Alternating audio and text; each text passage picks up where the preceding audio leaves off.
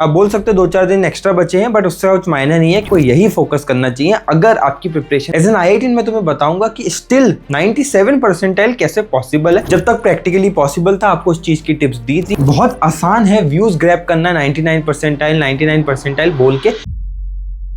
JEE main Jain attempt 22 जनवरी से start हो रहा है। रफली सिर्फ 30 दिन बचे। आप बोल सकते हो 2-4 दिन एक्स्ट्रा बचे हैं, बट उससे कुछ मायने नहीं है क्योंकि एफिशिएंसी भी कोई चीज होती है। आपको इफेक्टिव 30 दिन मिलने वाले हैं अब अपनी फाइनल गेम के लिए। और क्या आप उस 30 दिन में 97 परसेंटाइल को क्रैक कर सकते हैं? आपको यही फोकस करना चाहिए अगर आपकी प्रिपरेशन अच्छी नहीं है या फिर आप जीरो पे हो।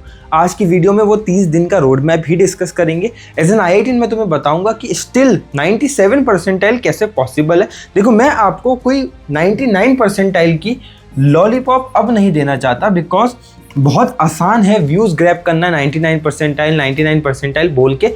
बट मैंने भी बोला था, लेकिन अब प्रैक्टिकली पॉसिबल नहीं है। जब तक प्रैक्टिकली पॉसिबल था आपको उस चीज की टिप्स दी थी। जिन्हें देखी होंगी, फॉलो की होंगी, उन्हें फायदा भी हुआ होगा। बट अब ये प्रैक्टिकली पॉसिबल नहीं है।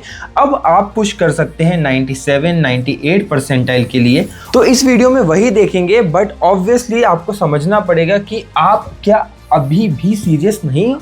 क्या आप अभी भी कुछ 8-9 घंटों का समय डेली नहीं निकाल सकते? क्या आप अभी भी एक टाइम टेबल फॉलो नहीं कर सकते? क्या आप अभी भी नहीं कर सकते हो वो एक रिगोरस सिर्फ 30 दिन की मेहनत? तो ऑब्वियसली मुझे आपको ये दिखाना पड़ेगा और पूछना पड़ेगा कि भाई ऐसा क्या है आपके पास कि आपसे पढ़ाई नहीं हो रही? ऐसा क्या बैकअप प्लान है आपके पास जो आपको इतना कॉन्फिडेंस दे रहा है कि आप जेईई को 100% इग्नोर कर रहे हो? और अगर ऐसा बैकअप प्लान नहीं है तो सबसे पहले रियलिटी को समझते हैं, ठीक है? और मैं आपको बता दूं कि 97 परसेंटाइल भी बहुत अच्छी परसेंटाइल है और बहुत सारी चीज़ें ये सही करती है। सबसे पहली चीज़ है कि आपका NIT का द्वार 97 परसेंटाइल पे even if you are in general category खुल जाता है। दूसरा, कट ऑफ्स तो ऑब्वियसली क्लियर हो जाती हैं। तीसरा, सिक्योरिटी के बाद आप अप्रैल अटेम्प्ट में बहुत अच्छा करते हो। एंड मैंने बहुत सारे बच्चे देखे हैं जो एडवांस में डिसेंट रैंक ले आते हैं, बिकॉज 97 परसेंटाइल से NIT सिक्योर हो जाती है।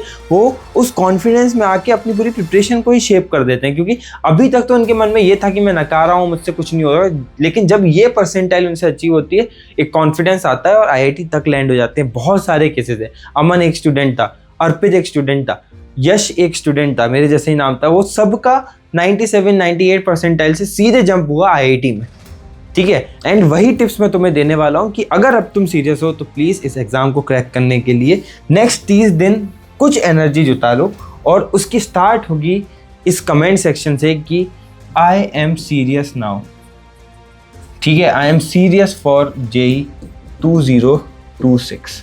ये कमेंट प्लीज़ आपको लिखना ही पड़ेगा। तब तक कन्विक्शन नहीं आएगा, तो मोटिवेशन नहीं आएगा, तब तक कैसे करोगे? I am serious for JEE 2026। सिर्फ 1 महीना बचा है। क्या करना है वो बताता हूँ, लेकिन इस चीज़ पे आपका फोकस होना चाहिए। सबसे पहली जो टिप है उसका एकेडमिक से कुछ लेना देना नहीं है, बट आपको अब अंडरग्राउंड होना पड़ेगा।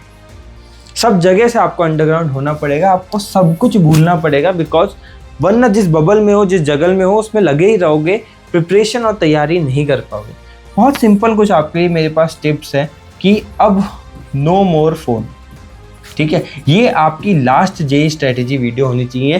भाई मैं भी IITian हूँ, मैं जो बताऊँगा कोई और IITian या फिर कोई और मेंटर जो IITian भी नहीं है वो कुछ और अलग नहीं बता देगा आपको, ठीक है? सब आपको सेम ही चीज़ घुमा घुमा के बताएंगे। आपको इस चीज़ को समझना पड़ेगा कि कोई भी दुनिया का मेंटर हो, IITian हो नहीं हो, स्ट्रेटेजी मोर और लेस यही बताएगा। और एक्सपीरियंस से शायद मैं कुछ बेटर ही आपको बता रहा हूँ। तो no more phone, no more videos. समय बहुत कम है, आप वीडियोस देख के मत टाइम बर्बाद करो। 15 मिनट की 10 वीडियोस देख लोगे तो भाई 150 मिनट हो गए, 3-4 घंटे तो ये बर्बाद हो गए। इतने में एक चैप्टर खत्म हो सकता है वन शॉट से, और कुछ मार्क्स ज़्यादा जुटाए जा सकते हैं, ठीक है? No more phone, no more videos, no more distractions. कुछ नहीं करना है। प्लीज़ एक आपका कमरा लो और उसमें आप अंडरग्राउंड हो जाओ। उसके अलावा कुछ भी नहीं करना है, बिकॉज जब तक ये नहीं करोगे नहीं बढ़ पाओगे आगे। नहीं होंगी चीज़ें सॉल्व, मैं लिख के देता हूँ कि नहीं होंगी, क्योंकि इन सब चीज़ों के चक्कर में 1 महीना कैसे निकलेगा जैसे तुम्हारी 2 साल की प्रिपरेशन निकल गई, तुम्हें क्या पता चलेगा? अब नेक्स्ट 30 डेज़ का भैया हमारा क्या प्लान है? देखो, बहुत ज़्यादा हम नहीं कर पाएंगे। हम इस प्लान को बहुत सिंपल रखेंगे कि हमारे सिलेबस से हमें क्या करना है, ठीक है? हमारे प्रैक्टिस से हमें क्या करना है कि क्वेश्चन हमसे बनते जाएं, और हमारी प्रोबेबिलिटी से हमें क्या करना है। ठीक है, इस चीज़ को समझते हैं। सबसे पहली चीज़ जो हमें नेक्स्ट 30 डेज में करनी है वो सबसे पहले इसको सॉर्ट करना है कि कौन से चैप्टर मुझे करने हैं जहाँ से क्वेश्चन आएगा। सबसे पहले चीज़ वही है कि कौन से चैप्टर करने हैं जहाँ से क्वेश्चन आएगा। दूसरी चीज़, कितनी प्रैक्टिस करनी है कि मेरे से क्वेश्चन बन जाए, मतलब कितनी बेयर मिनिमम प्रैक्टिस करूं कि मैं क्वेश्चन बना लूं। तीसरा, जितनी भी मैंने चीज़ें करी एग्ज़ाम में वो स्कोर कन्वर्ट होगा। ठीक है, आपको 97 परसेंटाइल के लिए अगर वो 150 के आसपास का स्कोर चाहिए, उसकी प्रोबेबिलिटी कैसे बढ़ा सकता हूँ कि मैं घर पे अगर 150 मार्क्स ला पा रहा हूँ तो एग्ज़ाम हॉल में वो 150 मार्क्स आ जाए, उसकी प्रोबेबिलिटी कैसे बढ़ा सकता हूँ। इस चीज़ पे फोकस करेंगे एंड इसकी एक बहुत अच्छी टाइमलाइंस भी हम फॉलो करेंगे। ये जो आपकी टाइमलाइन है इसको हम डिवाइड ऐसे करेंगे कि हम 20 इस पे देंगे, ऑब्वियसली ये भी साथ साथ चलेगा, और 10 इस पे देंगे। ठीक है, नेक्स्ट 20 दिन आपको सिलेबस प्रैक्टिस पे ही फोकस करना है। ये बहुत कम होगा प्रोबेबिलिटी इंक्रीज करने के मेथड्स, पर सबसे ज़्यादा फोकस इस पे ही होगा। या फिर आप अपना हार्ड स्टॉप जो है वो मान लो जनवरी 5। ठीक है, अब इस 30 दिन के प्लान को एग्जीक्यूट करते हैं। सबसे पहले प्रायोरिटी आपको हाई वेटेज चैप्टर्स की देनी है। देखो, इस बात को आपको समझना पड़ेगा। एक कंपैरिजन करते हैं, बहुत ध्यान से समझना। एक आपका चैप्टर हो गया इक्विलिब्रियम, वहीं आपका दूसरा चैप्टर सॉल्यूशन भी है। ठीक है, एक आपका चैप्टर है करंट इलेक्ट्रिसिटी। ठीक है, दूसरा आपका चैप्टर फॉर एग्जांपल है एनएलएम हो गया। वहीं जैसे मैथ्स में एक कंपैरिजन कर लेते हैं कि आपका एक चैप्टर हो गया डेफिनेट इंटीग्रल और एक हो गया आपका कॉम्प्लेक्स नंबर।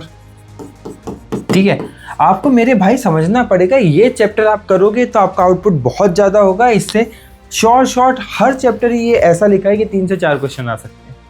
वहीं यहाँ आपको मैक्सिमम भी मिलेगा तो 1 क्वेश्चन मिलेगा, इससे शायद ना भी आए, इससे शायद डायरेक्टली ना भी आए, इससे 1 क्वेश्चन आएगा। यहाँ वेटेज की इंपॉर्टेंस है। हाई वेटेज चैप्टर्स के लिए क्या करना है, लिस्ट आपको पिन कमेंट में मिलेगी, पिन कमेंट में वो लिस्ट चेक करके आनी है और उसको ही फॉलो करना है। अगर आपको उन चैप्टर्स में भी डिटेल्ड टॉपिक्स चाहिए कि कौन कौन से टॉपिक से आएगा, तो आप ये वाली वीडियो देख सकते हैं हाई वेटेज चैप्टर। सिर्फ इनको ही कवर करना है सबसे पहले, और बाकी सब वन शॉट से कवर करना है आपको। नेक्स्ट, आपका रिविजन बहुत इंपॉर्टेंट है अब नए टॉपिक से। मतलब अब आपको समझना पड़ेगा, आपको एक प्लान बनाना पड़ेगा कि भाई मेरे जो 75 चैप्टर्स हैं इसमें से क्या मैं सिर्फ टॉप 40 चैप्टर्स कर लूँ या टॉप 30 चैप्टर्स कर लूँ, ये आपको समझना पड़ेगा। 75 चैप्टर के पीछे नहीं जा सकते आप। ये 40 हाई वेटेज चैप्टर्स करोगे, इसके अगर आप रिवीजन लगाओगे 2 से 3 टाइम्स, तो आपकी प्रोबेबिलिटी ज़्यादा होगी वो 150 वो 170 मार्क्स लेके जाने वाली। तो बेसिकली हमारा ब्लॉक क्या कहता है, हमारी स्ट्रेटेजी क्या कहती है कि मैं सबको 2 पार्ट में डिवीजन कर दूंगा। टॉप 30 चैप्टर, 20 भी हो सकता है अगर बिल्कुल 0 पे हो, और रेस्ट। इसको हम फुल तैयार करेंगे और ये हाई वेटेज होंगे। इसके हम सिर्फ फॉर्मूला रिवाइज करेंगे और PYQ लगाएंगे। ठीक है, इस तरीके से आप चीज़ों को डिवाइड करेंगे। अब हमारा जो 20 डेज वाला रूल था, इसमें मैं आपको रेकमेंड करूँगा कि आप 15+ डे यहीं दें और यहाँ से 5 दिन दें। सारे चैप्टर्स जो बचे हुए हैं क्विकली सबके नोट्स देख लिए, फॉर्मूला रिवाइज कर लिया और PYQ लगा लिए। तो बेसिकली 5 जनवरी तक आपको यही करना है। पहला जो आपका 70% ब्लॉक है वो हाई वेटेज चैप्टर्स, उसकी PYQ प्रैक्टिस में जाएगा और फिर बचा हुआ टाइम जाएगा सबके फॉर्मूला रिवीजन में। वंस ये हो गया आपका, तो आपको 5 जैन ऑनवर्ड्स फोकस करना है बहुत ज़्यादा मॉक टेस्ट पे। मतलब 5 जैन से लेकर आपको 22 जैन तक प्लीज़ 10 मॉक टेस्ट दे ही देना। ठीक है, इतने देर में ही 10 मॉक टेस्ट दे देना। इस बात की आप बाद में मेरे को थैंक्स करोगे। क्यों? क्योंकि प्रोबेबिलिटी।